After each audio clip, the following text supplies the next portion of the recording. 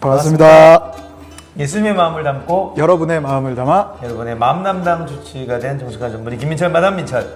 그 옆에 송곳 최PD입니다. 반갑습니다. 반갑습니다. 오랜만에. 네, 네, 오랜만에. 네, 어떻게 잘 지내셨습니까? 네, 잘 지내고 있습니다. 네, 너무 바쁘시게 지내시는 좀 몰렸습니다. 호주에 한 일주일 정도 치유사역 이제 인도하고 갔다 와서 열흘 잠시 쉬다가 캐나다에 한 5일을 또 치유사역을 인도하러 갔다 와서 그 저희 채널에 쇼츠나 컨텐츠로 올라온 이제 그 짧은 영상들 중에 이제 캐나다에서 사역하셨던 Q&A 영상들이 또 있습니다.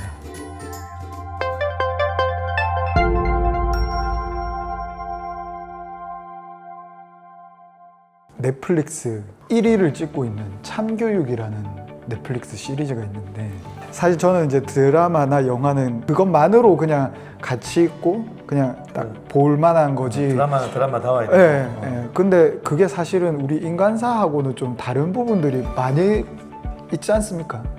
많을 수밖에 없고. 극적인 요소를 더. 예.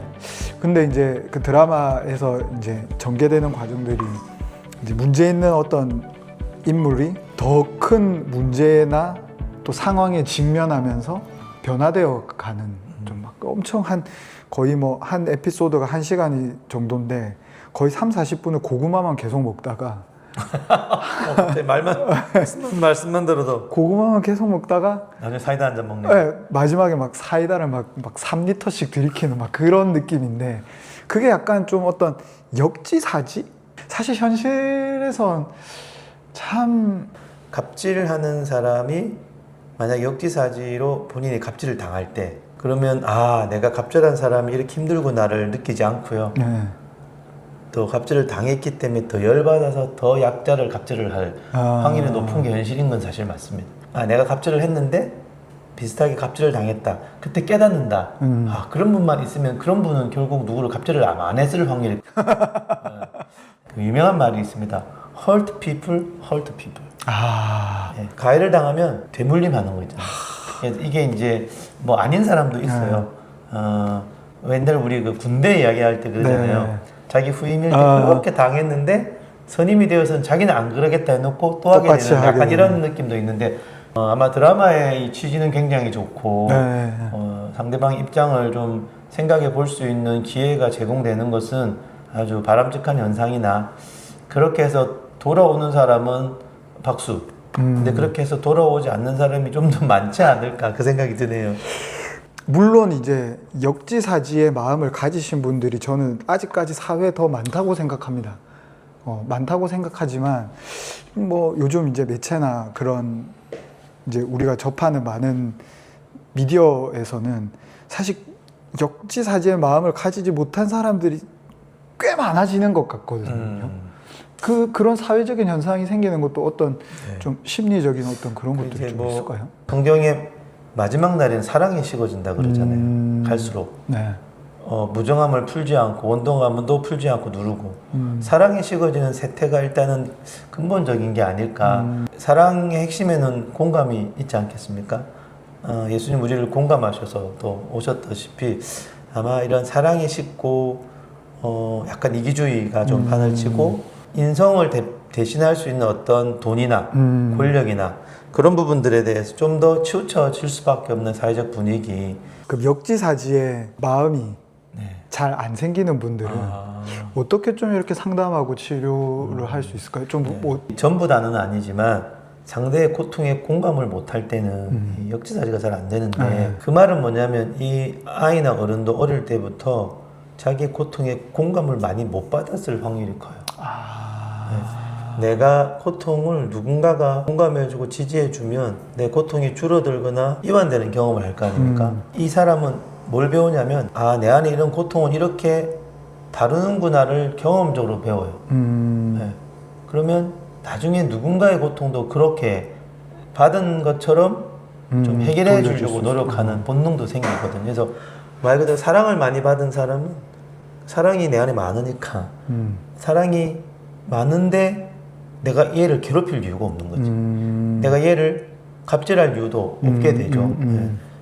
물론 갈등은 있을 수 있고, 근데 갑질로 끝내지 않고 힘이 있을 때 힘을 잘 쓰고 그럴 수 있는 힘은 어릴 때부터 내가 어느 정도는 공감도 좀 많이 누리고 내 고통에 대해서 누군가가 이타적으로 도와주는 반복된 경험이 있을 때 이런 아이나 어른도 커서 몸에 배인 습관이 누군가를 좀 더 인격체로 보고 그 사람에게 갑질을 하지 않겠죠. 근데 이제 그런 큰 틀을 가지고 접근을 하는 게 맞고, 물론 시간이 걸려요. 애가 오면 내가 보니까 공감을 못 받았네? 계속 공감을 해주고 격려해 주는데 하루 이틀 만에 안 될 거 아니에요. 그렇죠. 그 중에 또 문제를 일으켜요. 그래서 이런 기본적인 존재적인 공감과 그런 거는 이제 한 축에 가지만 또 다른 축은 뭐냐면 단호한 선은 필요해요. 예를 들어 문제를 일으켰다. 문제를 일으킨 결과를 이 친구가 경험하게 해야 돼요. 내가 누구를 갑질했으면 내가 고통스러워야 돼요. 내가 고통스러우면 여러분 고통은 행동 변화에 좋은 영향을 줘요. 근데 이제 문제는 어릴 때 우리가 그런 거 있잖아요.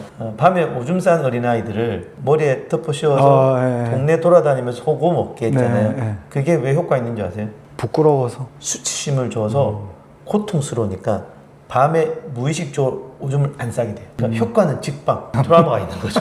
네.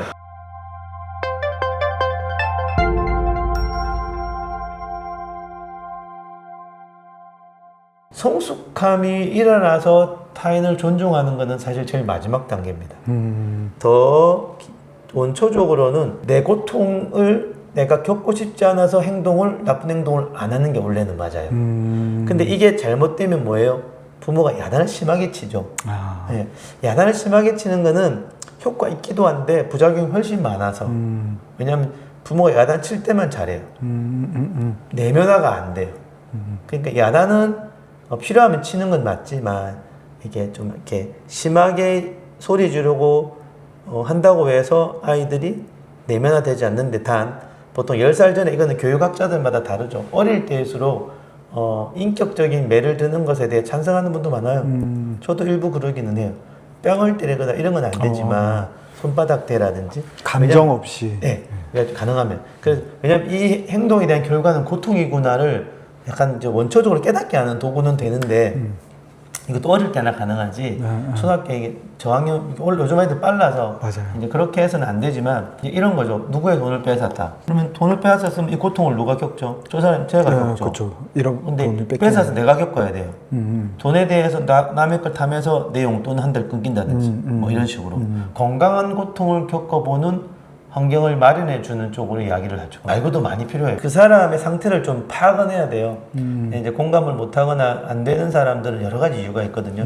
그래서 질병이 있을 수도 있고, 뭐 분노 장애가 있을 수도 있고, 그런 부분들까지는 이제 필요하다면 조절해 줘야 되는 변수도 있기 때문에 좀 이제 들여다봐야 되겠지만, 결국은 내가 어릴 때부터 배워내지 못했던 여러 가지 것들을 지금이라도 배울 수 있는 토양과 어떤 고통과 필요하면 가르침, 또는 때로는 따끔한 어떤 훈육도 필요하죠. 당연히. 그런 부분들에 대해서 종합적인 접근을 할 때 그래도 그것이 조금이라도 그 다음 단계로 갈 확률이 있고. 어린 자녀들은 부모의 어떤 공감, 훈육 이런 것들이 될 텐데 그게 안 되는 어른들은 어떻게 방법이 있을까요? 그 어른들도 마찬가지로 해줍니다. 해주는데 어른들은 이제 중요 시기를 좀 놓쳤잖아요. 그래서 때로는 약물이 필요하고요.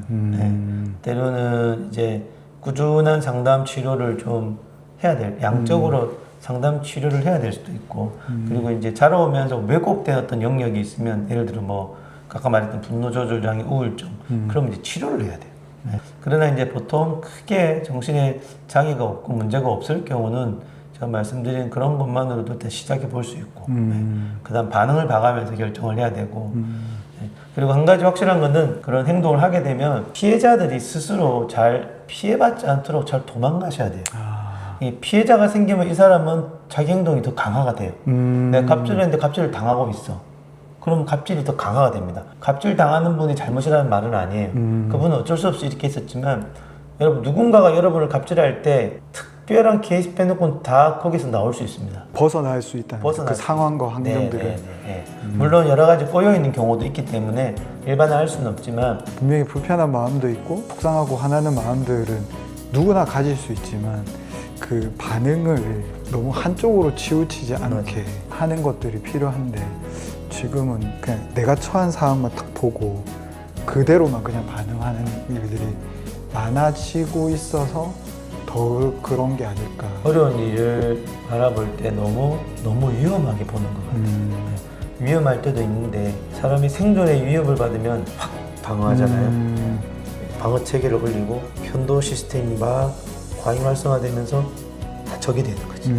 그러면 과하게 화를 내기도 하고 길을 닫고 관계를 끊고 싸우고 주장하고 이런 데로 돌아가기 때문에 약간 성숙할수록 잘 되는 부분이고 미숙할수록 더 파르르 떨게 되죠. 근데 쉽지 않은 것 같아요.